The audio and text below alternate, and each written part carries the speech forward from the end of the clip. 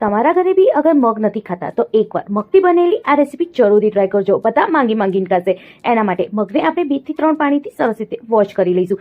જ્યારે વોશ કરી લઈએ તો એને 2 કલાક માટે પલાળી દઈશું. 2 કલાક પલાળીને એને સાઈડમાં મૂકી દેવાનું છે. જ્યારે એ મગ પલળી જાય અને આવી રીતે સરસ ફૂલી જાય તો એમાંથી થોડા મગ આપણે એક વાટકીમાં કાઢી લેવાનું છે.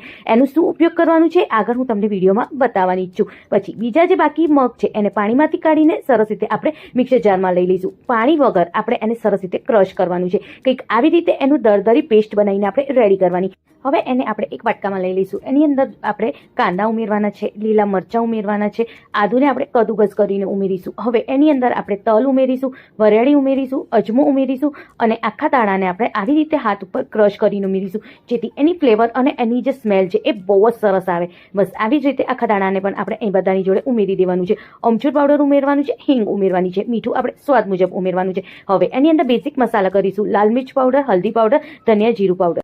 નાસ્તો ક્રિસ્પી બને એના માટે આપણે અહીંયા આરારોટ અને ચણાનો લોટ ઉમેરીશું. હવે આની અંદર જે કડી પત્તા આવે છે હાથેથી તોડીને ઉમેરીશું, જેથી એની જે સ્મેલ છે એ બહુ જ સરસ આવશે. થોડા આપણે આમાં લીલા દાણા ઉમેરવાના છે, એને પણ આપણે એકદમ ઝીણા સમારીને ઉમેરીશું.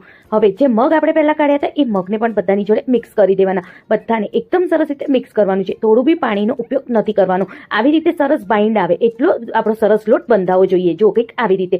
હવે હાથ ઉપર તેલ લગાવીને આપણે નાની નાની એના ગોળ વાળવાના. પછી એને એક સરસ ટિક્કીનો શેપ આપી દેવાનું છે. આવી જ રીતે પતલી ટિક્કીઓને બનાવીને આપણે રેડી કરી દેવાની છે. હવે તેલને આપણે ગેસ ઉપર ગરમ કરવા મૂકવાનું. જ્યારે તેલ એકદમ સરસ ગરમ થઈ જાય પછી એક એક કરીને ટિક્કીઓને પેનમાં ઉમેરવાની અને એકદમ ધીમા તાપે આપણે એને શેકવાની છે.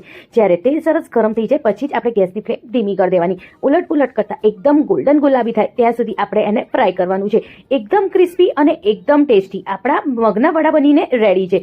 રેસીપી ગમે તો લાઇક, શેર, કમેન્ટ કરવાનું ના ભૂલતા. થોડી બી રેસીપી ગમે તો તમારા દોસ્તો સાથે જરૂરથી શેર કરજો. મળીએ એક નવી અને એક મજેદાર રેસીપી સાથે.